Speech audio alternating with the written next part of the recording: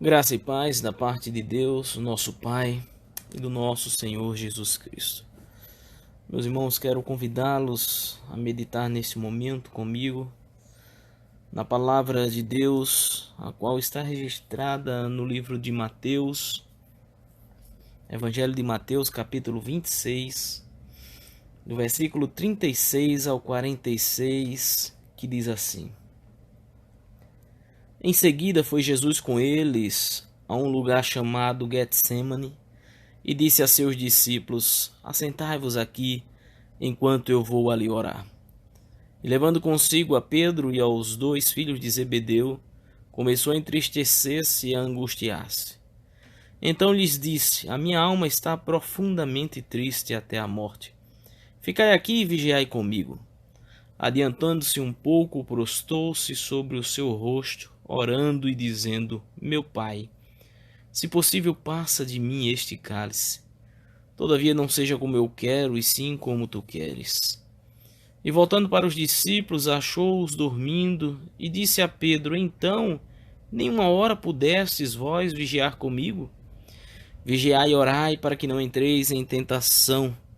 O espírito, na verdade, está pronto, mas a carne é fraca.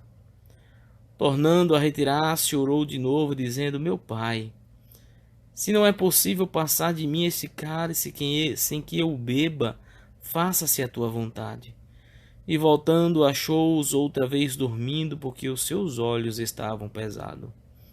Deixando-os novamente, foi orar pela terceira vez, repetindo as mesmas palavras. Então voltou para os discípulos e lhes disse: Ainda dormis e repousais? Eis que é chegada a hora, e o Filho do Homem está sendo entregue nas mãos de pecadores. Levantai-vos, vamos, eis que o traidor se aproxima.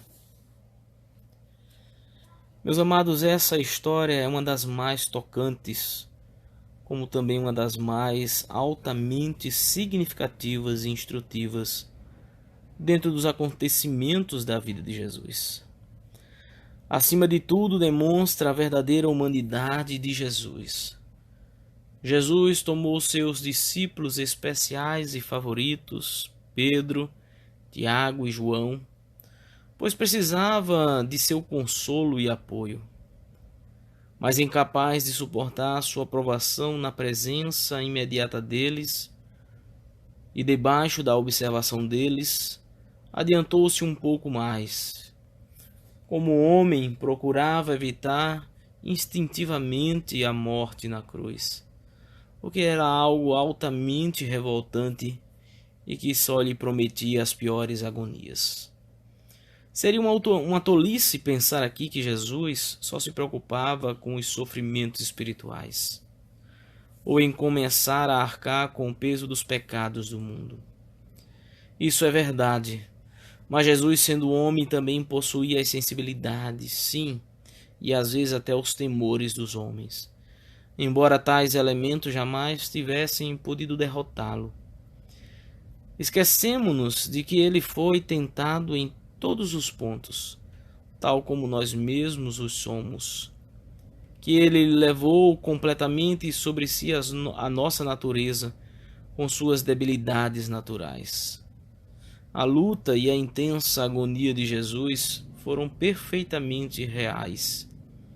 Não estava fazendo um papel adredemente preparado para benefício alheio. As tentações pelas quais passou, de não se submeter à cruz, foram certamente reais, de estrita disciplina espiritual e de desenvolvimento junto com o Pai, por meio da comunhão com Ele, a qual não lhe permitiu incorrer em erro tão fatal. Esse belíssimo relato, meus amados, da vida de Jesus, nos mostra o quanto nós também precisamos nos preparar para os momentos mais difíceis que atravessaremos, ou por que não dizer que estamos atravessando. Diante de tudo quanto nos relata o texto que nós acabamos de ler, podemos retirar algumas aplicações para as nossas vidas. A primeira dela, meus amados, registrada no versículo de número 36, do texto que nós acabamos de ler, vai dizer o seguinte: em seguida foi Jesus com eles a um lugar chamado Getsemane. Jesus vai a um lugar chamado Getsemane, ou em outras palavras, o Jardim das Oliveiras. A palavra Getsemane quer dizer lagar de azeite. Ou seja, era o lugar onde as azeitonas eram esmagadas para que sua substância valiosa fosse obtida, o azeite. Eram grandes moinhos de pedras que rolavam por sobre as azeitonas, extraindo o seu óleo precioso. Tratava-se de um terreno cercado, um jardim, um pomar. Ele estava localizado ao pé do Monte das Oliveiras, para além do riacho do Cedron, cerca de 1 quilômetro da muralha oriental. Permanecem ali 8 oliveiras antiquíssimas até os nossos dias, mas não há como afirmarmos se já viviam nos dias de Jesus. É maravilhoso, irmãos, percebermos a analogia que o significado de tudo que envolvia aquele lugar nos traz. Assim como as azeitonas eram quebradas e esmagadas para se obter o azeite, assim também foi com Jesus. Ele foi quebrantado, esmigalhado. Através do seu gesto, ele pôde extrair o melhor de si mesmo: obediência, submissão, espírito quebrantado, fé, esperança, confiança, pelo qual podemos tirar benefício de sua vida e de sua morte. Muitas vezes nós nos encontramos em semelhança de situação, pois somos quase que literalmente esmagados pelas circunstâncias da vida, pelos momentos difíceis que atravessamos, e é justamente nesses momentos que precisamos extrair o que há de melhor dentro de nós. Assim como Jesus foi ao Getsemane para extrair o seu melhor, devemos também enfrentar o nosso Getsemane, sempre buscando o nosso melhor, o melhor de cada um de nós. Aprendemos também, meus amados, que em algum momento das nossas vidas o temor tomará conta do nosso ser. Entretanto, a simpatia e a misericórdia dos irmãos nos bastarão. A palavra simples que aparece no Evangelho de Mateus, entristecer-se, toma o lugar da expressão mais vigorosa no Evangelho de Marcos, que significa estar atônito ou mesmo aterrorizado. Os evangelistas não procuravam descrever as emoções de Jesus, mas nessa oportunidade a expressão era tão notável que ninguém podia deixar de observá-la. Essas expressões fortes enfatizam ainda mais o fato do quanto Jesus sofreu como homem, como as suas provações foram reais, como ele cambaleou para que em seguida poder recuperar o equilíbrio. Como homem, Jesus estava sujeito às mesmas provações e experiências a quais nós também passamos. O docentismo tem cada vez mais influenciado as nossas igrejas, trazendo a ideia de que a humanidade de Cristo era só aparente, que Cristo realmente não poderia ter sofrido, duvidado ou hesitado. Dizem que a agonia de Jesus não foi por causa de si próprio, mas antes foi uma agonia por causa dos 3 apóstolos, temendo que pudessem abandonar totalmente a sua fé em Deus. Esse tipo de interpretação elimina a mensagem da encarnação e a verdadeira humanidade de Cristo. E por isso devemos rejeitar vigorosamente toda e qualquer doutrina nesse sentido. Em algum momento das nossas vidas, nós podemos nos encontrar na mesma situação em que Jesus estava passando naquele momento, na qual o temor tomará por completo os nossos corações. Jesus enfrentava uma experiência nunca antes experimentada. Essa agonia era até a morte, como ele declara: a minha alma está triste até a morte. A hora era adiantada, a tensão fora enorme, mas Jesus implorava um pouco de simpatia humana. E isso em si mesmo é extremamente instrutivo para nós. Naquele momento, Jesus precisava desesperadamente do ministério de outros para que o ajudassem. Encontramos aqui uma grande lição sobre a simpatia e a misericórdia. E se Jesus necessitava de tal simpatia, então certamente os outros homens precisam desesperadamente da mesma. Dizia Alford: derivamos consolo em meio a uma terrível tempestade, por saber que alguns estão despertos junto conosco, embora a presença deles não sirva de verdadeira garantia. Vivemos de fato, meus amados irmãos, momentos de grande angústia pela incerteza do que nos espera essa pandemia. Nossos empregos estão ameaçados, os nossos familiares de idade mais avançada correm alto risco, a economia do nosso país está em frangalhos, as medidas que o governo tem adotado ainda demoram por demais, dentre tantas outras preocupações. Mas precisamos, nesse momento, nos fortalecermos uns nos outros, assim como nos ensinou o Senhor Jesus naquele dia. Assim como Jesus, meus amados, necessitou da simpatia e da misericórdia de seus apóstolos, nós necessitamos ainda mais da simpatia e misericórdia e, sem sombra de dúvida, da dos nossos amados e queridos irmãos. Aprendemos, em último lugar, meus amados, que é necessário vigiar e orar a todo instante. Os discípulos à noite estiveram ocupados com as festividades.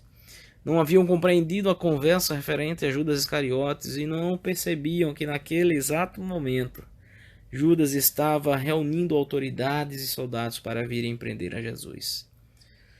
Quantos de nós se opõem a dormir quando outros lutam pela sua sobrevivência, mental ou espiritualmente? Quantos de nós pouco nos preocupamos quando outros atravessam a noite escura da alma? O texto descreve também a grande solidão da inquirição espiritual. Os sacerdotes no templo, que tinham a responsabilidade de ficar despertos e de observar as vigílias da noite, seriam considerados culpados de um crime gravíssimo, se quando nomeados à vigília na casa de Deus, ao invés disso, se pusessem a dormir. O espírito, na verdade, está pronto. Trata-se de uma declaração geral, tal como a que encontramos em Romanos 7, 22 e 25. Isso se aplica a toda a humanidade, tanto aos convertidos como aos não convertidos. No caso dos não convertidos, a prontidão do espírito jaz dormente, amarrada, embora algumas vezes encontre expressão, tal como no caso da vida de Saulo de Tarso antes de sua conversão. No caso dos convertidos, o espírito foi vivificado e transformado em força poderosa. Mas mesmo assim, o poder da carne pode ser tão grande que derrote o nosso espírito. Nesse caso, a carne pode ser um mau princípio ou pode ser simplesmente uma referência geral à fraqueza humana por estarem os homens na carne, sendo criaturas mortais, não passando de pó, um vapor que passa, uma flor que resseca. Nesse sentido, o termo a carne é fraca também é usado aqui, e esse é o sentido principal que encontramos nesse texto do Evangelho de Mateus. Portanto, meus irmãos, esses são momentos de nos esforçarmos em vigílias e orações, pois como o Senhor nos alertou, a carne é fraca e pode nos enganar e até mesmo nos matar por negligência àquilo que nesse momento é de vital importância para as nossas vidas. Jesus não desejou ensinar que seus discípulos eram malignos, que o mau princípio da carne os ameaçava, embora isso fosse verdade, mas simplesmente referiu-se à debilidade humana, que é tão evidente no caso daqueles que não se preparam de alguma maneira especial no espírito para enfrentarem as provações. Convido você a orar neste momento comigo. Senhor Deus, nós louvamos o teu excelso nome, pois és o único digno de receber a honra, a força e o poder. Rogamos ainda, Senhor, que nos faça permanecer vigilantes diante da noite escura que nos cerca, quando os nossos medos e fraquezas se fazem ainda mais presentes em nossas vidas. Envia-nos, Senhor, teu Santo Espírito a nos auxiliar e que encontremos em cada um dos nossos irmãos orações vigorosas em nosso favor no dia de hoje e em todos os outros que nos aguardam a vigília da noite, na qual as nossas fraquezas se fazem ainda mais presentes. Tem misericórdia, ó Deus, de nós. Não permita, ó Pai, que sejamos tragados pela noite escura, que sejamos, ó Deus, enganados, enfeitiçados, ó Deus, pelos prazeres que a carne muitas vezes nos traz, mas que sejamos vivificados em Cristo Jesus, que estejamos atentos e alertas a tudo quanto, ó Pai, transcorre nas nossas vidas. Assim te oramos, ó Deus, no nome que está acima de todo nome, no nome de Cristo Jesus. Amém, Senhor.